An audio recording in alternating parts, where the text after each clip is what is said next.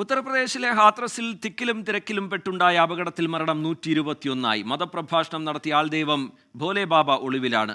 ദുരിതബാധിതരെ മുഖ്യമന്ത്രി യോഗി ആദിത്യനാഥ് സന്ദർശിച്ചു.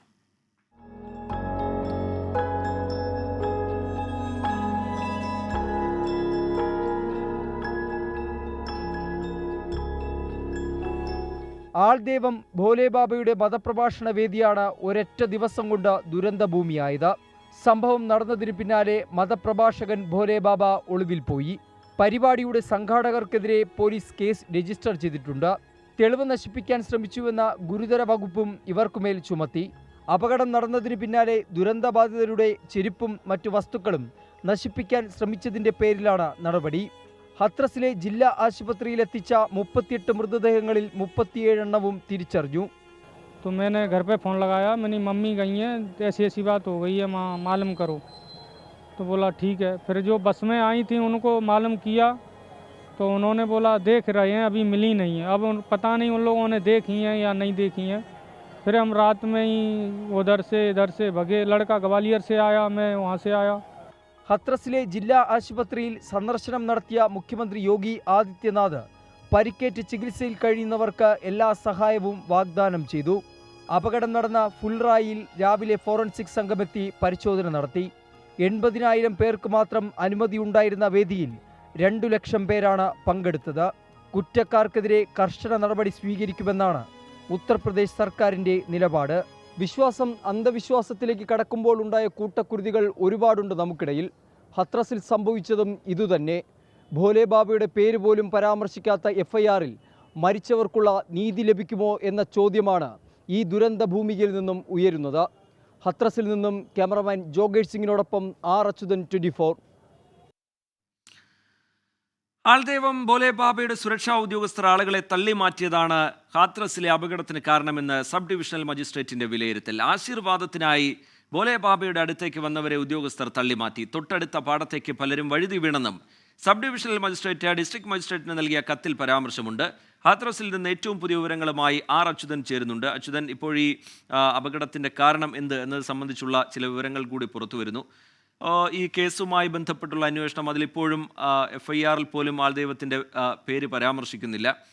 അയാൾ ഒളിവിലുമാണ്.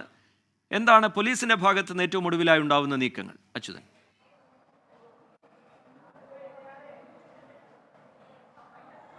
റജിത്ത, ഞാനിപ്പോൾ ഉള്ളത് ഈ ഹത്രസിലെ ജില്ലാ ആശുപത്രിയുടെ ഉള്ളിലാണ്. ഈ 2 വാർഡുകളിലായിട്ടാണ് ഈ പരിക്കേറ്റവർ ഇപ്പോൾ ചികിത്സ തേടിയിരിക്കുന്നത്. ഇവിടെയാണ് ഉത്തർപ്രദേശ് മുഖ്യമന്ത്രി യോഗി ആദിത്യനാഥ് അല്പം മുൻപ് എത്തി സന്ദർശനം നടത്തിയത്. ഇപ്പോൾ നിലവിലൂടെ പോലീസ് ഈ പരിക്കേറ്റവരുടെ ഈ മൊഴി രേഖപ്പെടുത്തുകയാണ്. ഈ കേസുമായി ബന്ധപ്പെട്ട് എന്താണ് നടന്നത് എന്ന് സംബന്ധിച്ചുള്ള ഒരു വ്യക്തതയ്ക്കായാണ് ഇപ്പോൾ പോലീസ് ഈ മൊഴി രേഖപ്പെടുത്തിക്കൊണ്ട് ഇരിക്കുന്നത്. എന്തായാലും അത് സംബന്ധിച്ചുള്ള നടപടികൾ, കേസുമായി സംബന്ധിച്ചുള്ള നടപടികൾ ഇവിടെ പുരോഗമിക്കുന്നുണ്ട്. ഈ വാർഡുകളിലായിട്ടാണ് ഈ അപകടം ബാധിച്ചവർ ചികിത്സയിൽ കഴിയുന്നത്. പല ആളുകളുടെയും നില തന്നെ അവശതയിലാണ്. കാരണം ഇന്നലെ ഈ പെട്ടെന്ന് അപ്രതീക്ഷിതമായിട്ടാണ് ഈ അപകടം ഹത്രസിൽ ഉണ്ടാകുന്നത്. അല്പം മുൻപ് യോഗി ആദിത്യനാഥ് ഇവിടെ എത്തി ഇവരുമായി സംസാരിക്കുകയുണ്ടായി.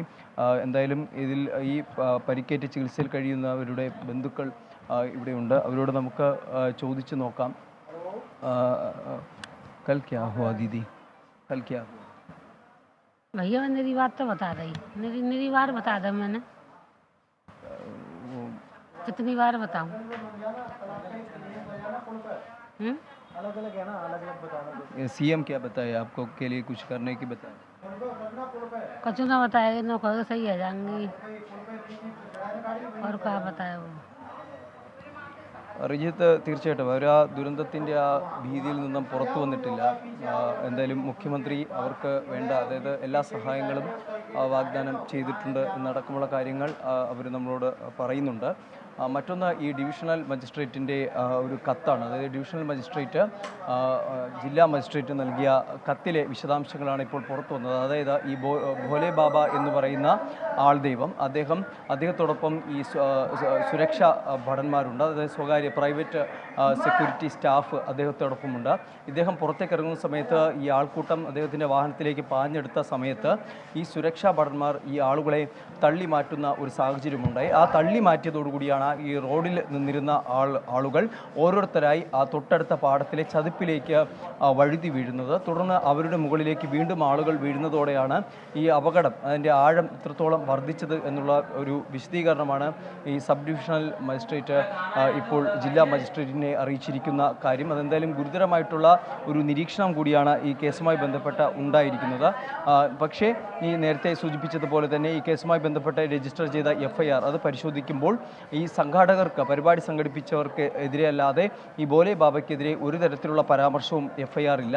മറിച്ച് സംഘാടകർക്കെതിരെ തെളിവ് നശിപ്പിക്കൽ അടക്കമുള്ള ഗുരുതരമായിട്ടുള്ള വകുപ്പുകൾ ചുമത്തിയാണ് ഈ കേസ് രജിസ്റ്റർ ചെയ്തിരിക്കുന്നത്. എന്തായാലും അന്വേഷണം ദ്രുതഗതിയിൽ തന്നെ പുരോഗമിക്കുന്നുണ്ട്.